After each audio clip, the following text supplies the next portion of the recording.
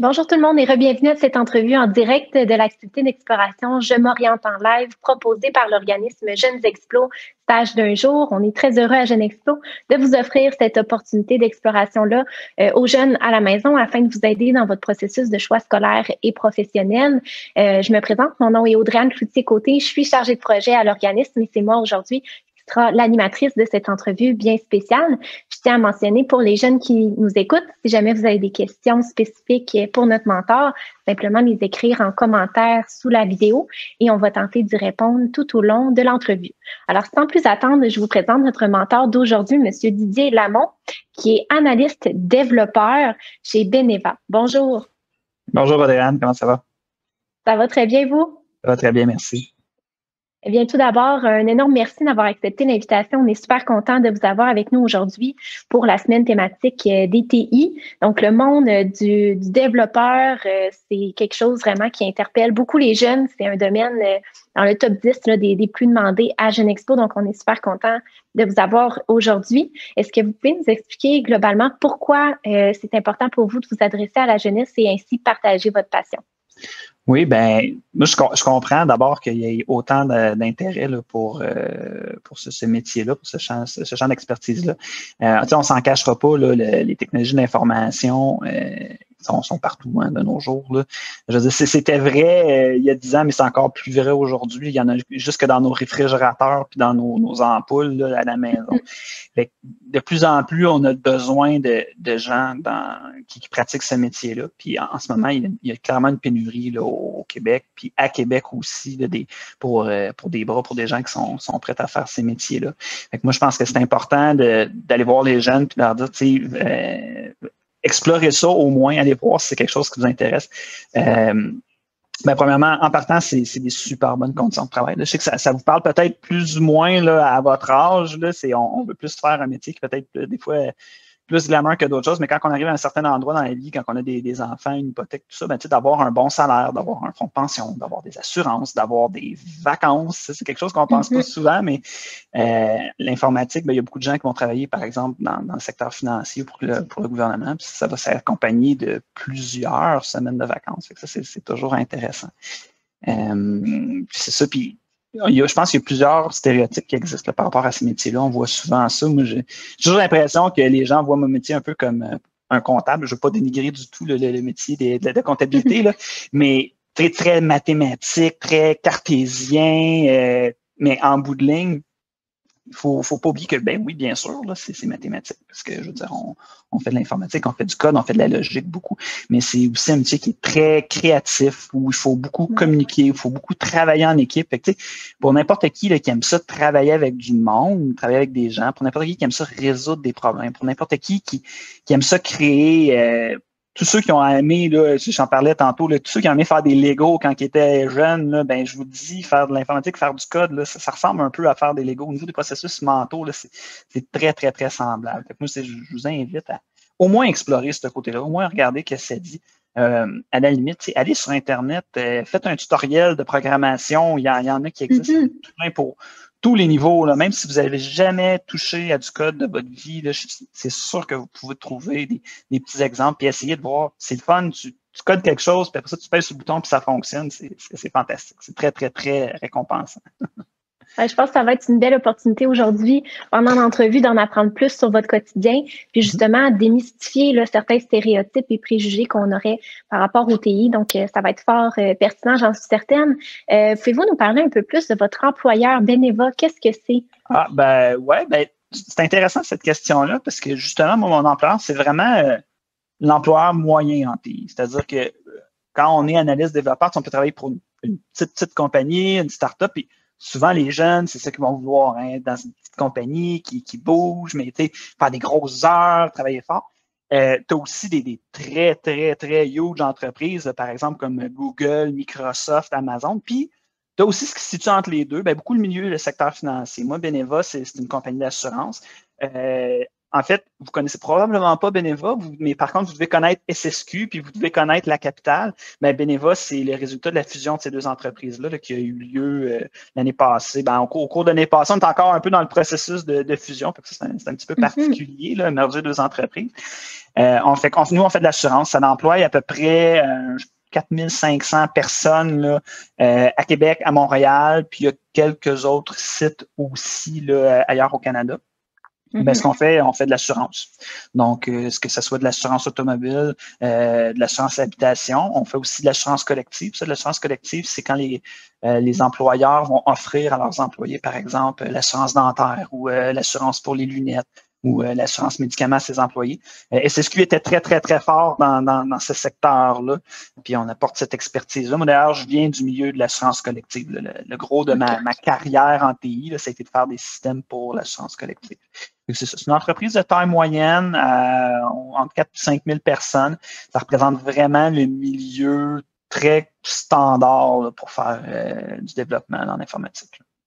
Donc, encore une fois, c'est un bel exemple de dire que les TI, il y en a partout. Là, on parle du secteur de l'assurance. Oui. C'est pas nécessairement un réflexe de penser TI, assurance. Souvent, c'est TI, jeux vidéo, mais nécessairement, des TI, il y en a partout. Là. Mais c'est intéressant que tu parles de jeux vidéo parce que c'est vrai que à Québec, on a probablement certains auditeurs qui sont de Québec, mais à Québec puis à Montréal, c'est des gros pôles de développement de jeux vidéo. Fait que, oui, il y en a beaucoup, mais c'est la majorité des emplois, en fait, en réalité, sont pas du tout dans les jeux vidéo. On dit de l'assurance, mais la réalité, c'est qu'on peut faire de l'informatique en agriculture, on peut faire de l'informatique en tourisme. Si vous avez un domaine qui vous passionne, vous pouvez totalement appliquer l'informatique à ce domaine-là. Maintenant, il y en a partout. Puis là, c'est drôle parce que ça fait 3-4 ans un peu que je parle de mon métier aux jeunes. Puis dans la dernière année, l'informatique, on s'entend que ça a été encore plus important. On l'a vu avec le confinement, avec la pandémie. Les gens se sont mis à faire encore plus de commerce en ligne. Zoom, c'est rentré dans nos vies. Zoom, que ce soit Zoom ou Google Meet ou enfin Teams, c'est rentré dans nos vies. Puis ça a pris encore plus de place dans nos vies. Puis ça la perdra pas là, une fois que tout ça va être fini. Ça va rester très profondément. Là. Moi, Amazon sont souvent rendus à ma porte. Si on parle plus concrètement de votre quotidien, à quoi ça ressemble une journée type là, comme analyste développeur? Ouais, en informatique, on utilise, on n'aime pas dire méthodologie, mais une approche là, qu'on appelle agile. Fait que toutes les journées vont commencer généralement par ce qu'on appelle un Scrum ou une mêlée. Le Scrum, c'est 15 minutes où toute l'équipe va se réunir, puis on va un peu dire à tout le monde ce qu'on a fait la veille, ce qu'on devrait faire dans la journée, puis s'il y a des choses qui bloquent. Le but de cette rencontre-là, c'est que tout le monde sache un peu ce que tout le monde fait dans l'équipe, puis que si jamais il y a quelqu'un qui est bloqué, qu'il puisse se faire aider par les autres membres de l'équipe. Fait que à tous les jours, on va commencer comme ça. Après cette mêlée-là, là, on va partir. Fait que là, moi, dans mon rôle à moi, il y a deux choses principalement. Il y a évidemment écrire du code. On s'entend que le output de mon travail, c'est vraiment de produire des logiciels ou de les corriger, d'en faire des nouveaux, de les améliorer. Puis, il y a aussi beaucoup de discussions, de réunions avec des collègues pour justement comprendre c'est quoi qu'il faut faire dans le logiciel. Des fois, on le dit à la blague, là, mais il y a des journées où on aimerait ça pouvoir travailler. Puis quand on dit travailler, nous autres, ce qu'on veut dire, c'est faire du code, mais parce qu'on est tellement occupés à discuter avec d'autres mondes, discuter des solutions, discuter du besoin, que finalement, on passe pas tant de temps que ça à écrire dans notre environnement de développement. Et que nous autres, notre journée, ça va beaucoup ressembler à ça. Donc, discuter avec des gens, coder. Puis à travers tout ça, là, on a d'autres trucs, d'autres genres de réunions là, avec notre gestionnaire ou avec l'équipe là, pour organiser notre travail et s'organiser en tant qu'équipe. Donc, nécessairement, là, on vient d'abolir un premier stéréotype de dire que en programmation, c'est un travail individuel où est-ce qu'on code derrière son ordi. Vous venez de mentionner que le gros de votre journée, c'est souvent l'analyse de besoins et la communication avec l'équipe pour bien orienter son travail. Donc, c'est sûr que le gars tout seul dans son sous-sol avec les capuchons là, qui code de même, là, non, ça ressemble pas du tout à ça. Là. On travaille beaucoup avec les gens. Faut aimer travailler en équipe, il faut avoir la capacité de travailler en équipe. Pour quelqu'un qui aime mieux travailler tout seul, je suis pas convaincu que c'est nécessairement le bon choix. Là. Mhm. Tantôt, on parlait d'explorer puis de tenter justement là, de l'exploration en programmation, hein, aller voir sur Internet puis essayer de s'initier un peu à ce Oui. monde-là. Puis justement, il y a une question ici de Lionel qui est présentement à sa première année de formation en programmation puis qui se demande, est-ce que c'est difficile de trouver des stages ou est-ce que il y a quand même une belle ouverture là, pour les étudiants justement en TI qui souhaiteraient mettre un pied là, Moi, dans ma l'industrie? connaissance, trouver des stages, c'est pas difficile en TI. Là. Ça envoie ton CV chez Beneva, on en cherche toujours. En fait, il manque tellement de monde. Je pense, sincèrement, moi, je ne crois pas que ce soit très difficile de trouver un stage. C'est sûr que moi, dans mon parcours, je suis jamais passé par le stage, là, fait que je n'ai pas fait cette recherche-là. De toute façon, ça serait pas très actuel. Là. Ça fait 12 ans, 13 ans, 14 ans, 15 ans, je pense. Ça fait 15 ans de ça, là, fait que ça voudrait plus rien dire aujourd'hui. Là. Mais non, je pense pas que ce soit très difficile de trouver des stages. Là. Puis même dans des nouvelles technologies pour apprendre des nouvelles affaires. Là. Je pense que c'est pas ça doit être assez relativement facile de trouver des stages. Super. Donc, Lionel, j'espère que tu as bien entendu la bonne nouvelle. C'est quand même facile là, de mettre un pied dans l'industrie puis de faire des demandes de stage. Parlons justement de la formation puis du parcours que ça prend là, pour devenir analyste développeur. Oui, c'est sûr, il y a le parcours. Je vous parlerai de mon parcours à moi après. Là, on va commencer par dire le vrai parcours. Normalement, là, pour faire du développement informatique, là, il y a comme deux diplômes qui peuvent se valoir. Là. Il y a la technique en informatique au cégep, puis il y a le bac en informatique à l'université. Je sais qu'il y a souvent aussi des jeunes qui vont faire le DEC-Bac, je pense que ça s'appelle, là, c'est-à-dire qu'ils commencent une formation. Passerelle. C'est ça la passerelle. Ils commencent une formation technique, puis après ça, ils vont terminer leur bac. Là, moi, je vous disais qu'on en a un justement qui était rentré en stage chez nous, qui a fait le DEC-Bac. Puis c'est ça, ce qui est intéressant de la technique, c'est que quand tu sors de la technique versus un DEC préuniversitaire, c'est que tu peux déjà commencer à travailler dans le domaine. Puis c'est exactement ça qu'il a fait. Là. C'est-à-dire que dès cette technique, il a commencé à travailler pour nous en finissant son bac en même temps. Ça, c'est super intéressant. Tu es déjà prêt à partir. Fait que, tu sais, le standard, là, c'est secondaire 5, après ça, aller au cégep, soit faire une technique ou un préuniversitaire, puis après ça, possiblement continuer au bac en informatique. Ça, je te parlais avant l'entrevue, Audrey-Anne. Moi, dans mon cas, moi, j'ai fait un DEC préuniversitaire, j'ai fait un bac en microbiologie, puis après ça, j'ai fait un certificat en informatique. Puis là, après ça, j'ai fait une maîtrise en gestion des affaires, mais ça, c'est autre chose. Là. Mais tout ça, c'est pour dire que, en fait, c'est un peu toujours possible de rentrer en informatique là, du moment qu'on est prêt qu'on a un peu cet esprit logique, créatif, mathématique-là. Moi, je l'ai fait avec un certificat en informatique, ultimement. Ce certificat-là, c'est 1 an. Évidemment, j'avais déjà un bac. Là, fait que moi, c'est sûr que souvent, les employeurs ils vont demander un bac. Fait que moi, je l'avais. Ça n'avait pas vraiment rapport avec l'informatique. Ça m'a quand même permis d'aller chercher des outils que je me sers maintenant dans mon travail. Là, je trouve, moi, personnellement, la méthodologie scientifique que j'ai appris dans mon parcours vraiment plus scientifique, ça m'est extrêmement utile dans ma vie de tous les jours, dans mon travail de tous les jours. Mais vraiment, là, pour ce qui est du diplôme là, qui dit que je peux faire de l'informatique, moi, c'est le certificat dans mon cas. Mais c'est plus atypique un peu comme parcours quand même. Généralement, la plupart de mes collègues, en fait, ont un bac en informatique. Chez nous, là, chez Beneva, là, ils ont un bac en informatique.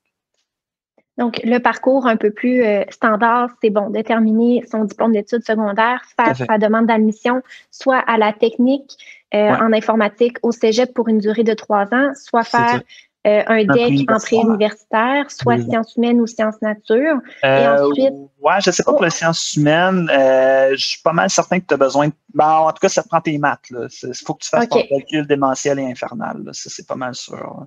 Très bien. Et après ça, c'est l'université, le bac en informatique. Fait que j'ai comme l'impression que les sciences de la nature vont mieux préparer au bac. Mais d'ailleurs, à l'université Laval, le bac en informatique est dans la faculté de sciences et génie. Là. OK.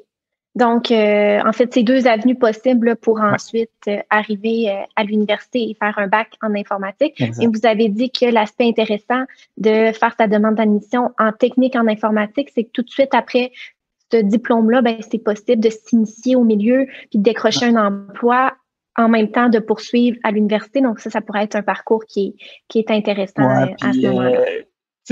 quand tu es à l'université, si tu peux travailler dans ton domaine pendant que tu étudies, c'est pas mal plus intéressant que de flipper des burgers chez McDonald's. Sincèrement.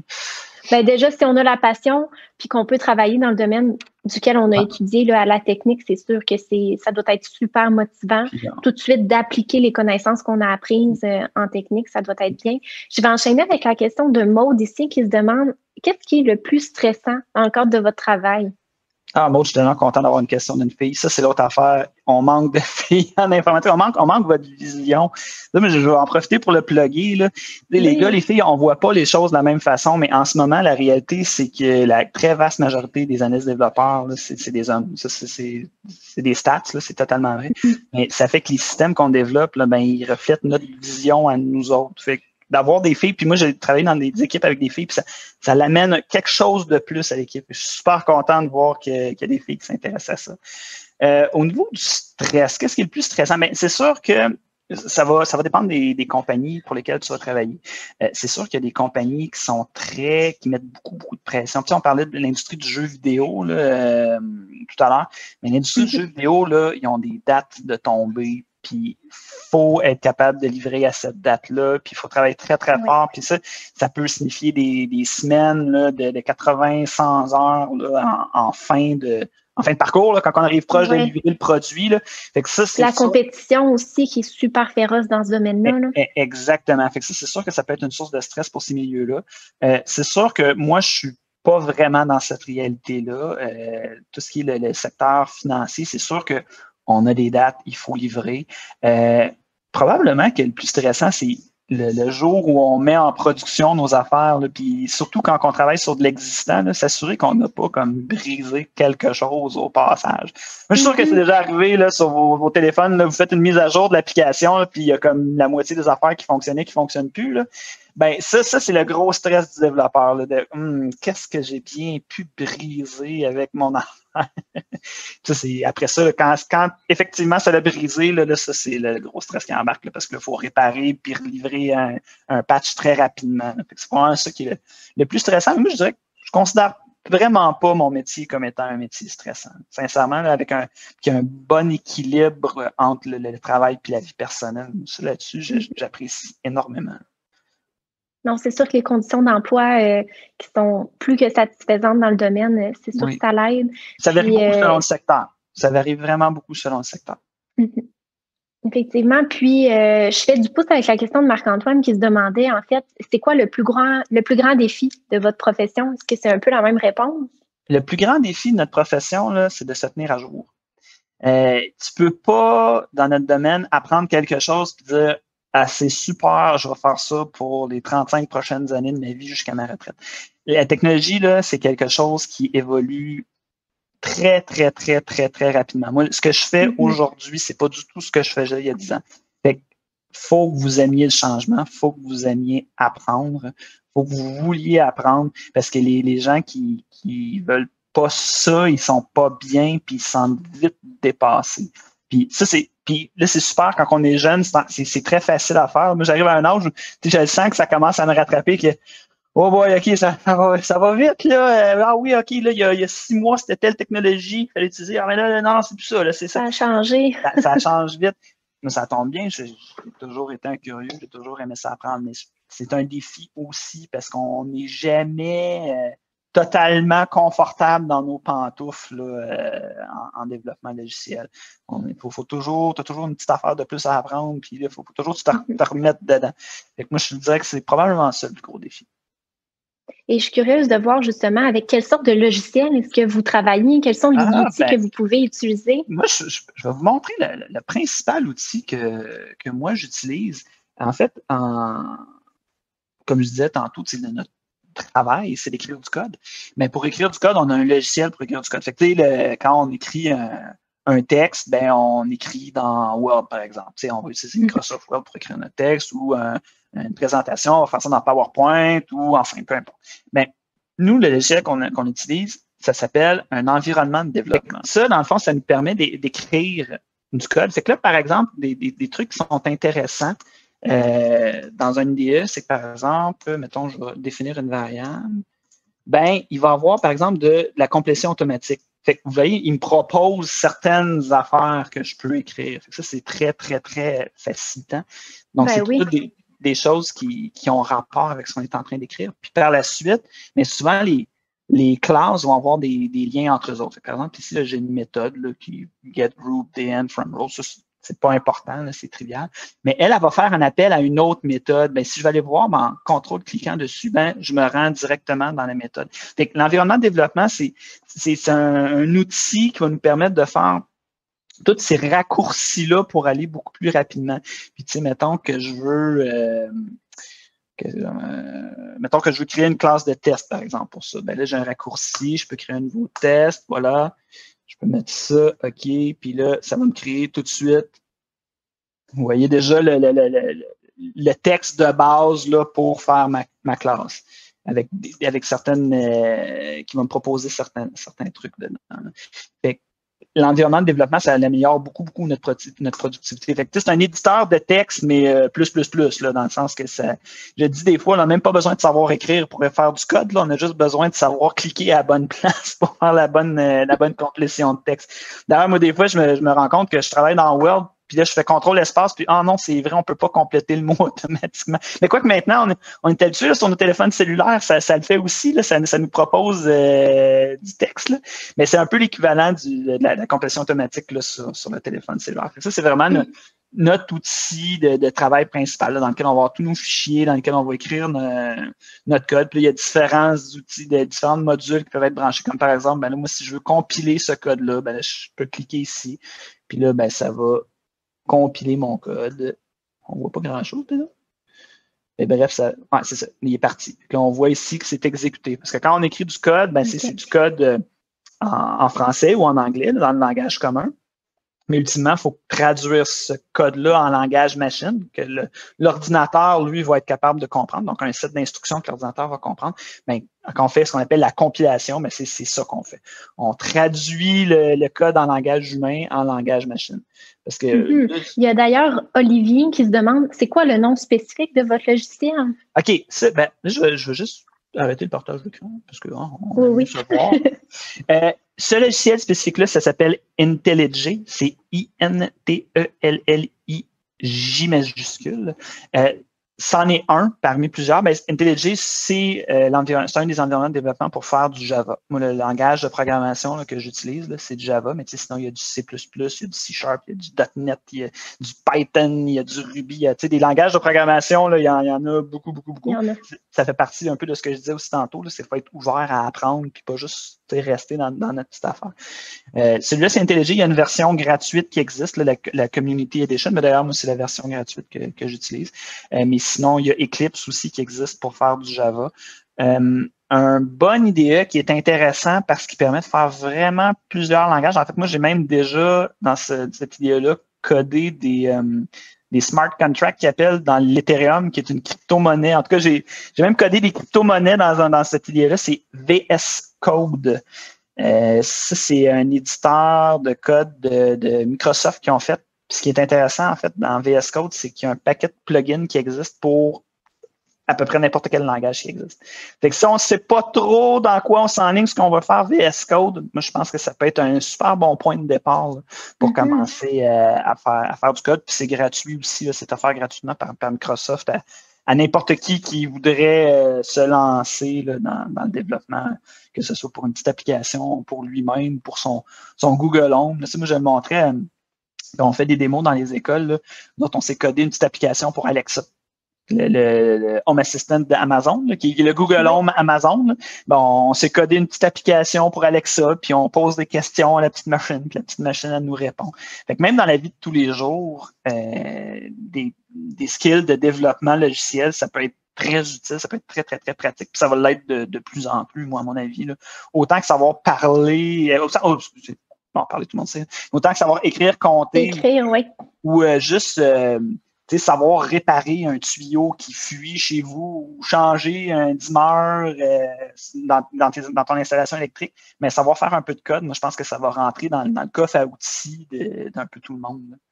Mhm. C'est toujours bien là, d'être initié un peu à ce monde-là de l'informatique. C'est sûr que ça va servir. Puis les pistes aussi de logiciels de programmation que vous avez données, ben, je suis convaincue là, qu'à la maison, les jeunes vont pouvoir s'amuser un peu avec ça puis d'initier un peu là, la programmation. Si je cherche un peu sur Google, il y a toutes sortes d'initiatives là, qui existent là, pour aider les jeunes à apprendre. C'est sûr que pour les petits, les plus jeunes, il y a le Scratch. Le Scratch, c'est une bonne introduction là, au développement. Moi, je sais que mon petit bonhomme de 8 ans, là, il en fait du Scratch là, à la maison.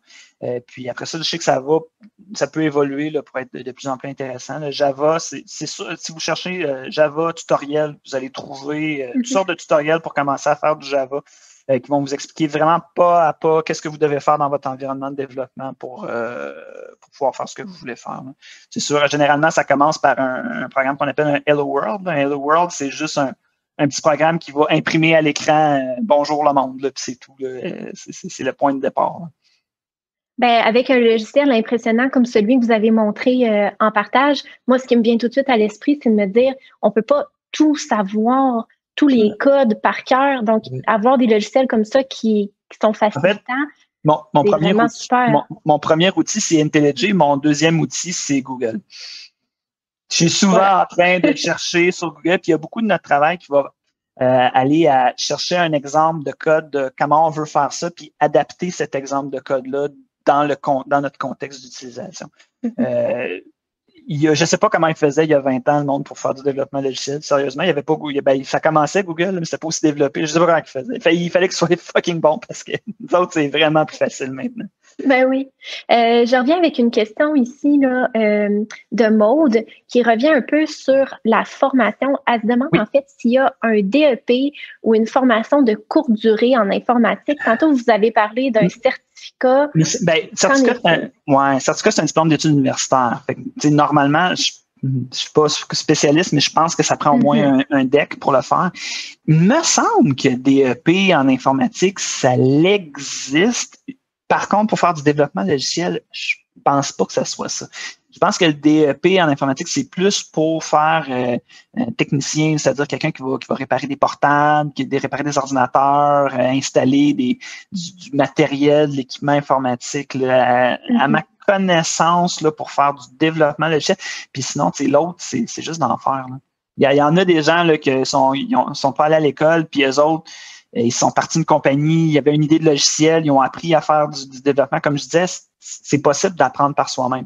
Mais ça, c'est sûr que c'est pas nécessairement la voie facile. Il faut pas voir ça comme la voie de la facilité. Au contraire, là, moi, faut vouloir, puis il faut avoir des bonnes idées, puis il faut vouloir le faire. Mais par contre, il y a du potentiel d'avoir énormément de succès. Là. Des startups, là, on en voit plein, des Google, les Amazon, ça a tout commencé dans des sous-sols puis dans des garages, ces affaires-là.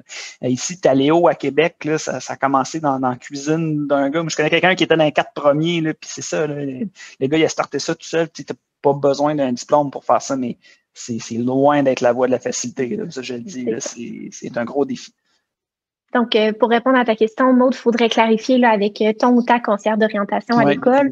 Mais côté DEP, ça serait peut-être plus là, pour les réparations du matériel. Mais quand on parle plus de codage, de programmation, développement logiciel, ça serait d'aller vers la technique au collégial en informatique. Puis ensuite, si tu veux pousser plus loin, il y a toujours l'université. Mais la technique au collégial, ça pourrait être une belle avenue pour toi au niveau. C'est ce que je pense. Définitivement. C'est une bonne porte d'entrée. En terminant, Didier, parce que c'était tout le temps qu'on avait, quels seraient tes meilleurs conseils pour les jeunes qui auraient un intérêt, une passion pour les TI? Pour les TI en général ou pour le développement logiciel? Plus développement logiciel, mais en général pour le domaine. Faites du code. Codez. Allez-y. Vous avez une idée? Allez-y, codez. Mais je vous dis, c'est le fun. C'est le fun. C'est comme faire un casse-tête. C'est comme résoudre un puzzle. Moi, c'est ce que j'essaie de faire dans ma vie toujours, c'est de voir ce que je fais comme un jeu, puis 80% du temps, je réussis.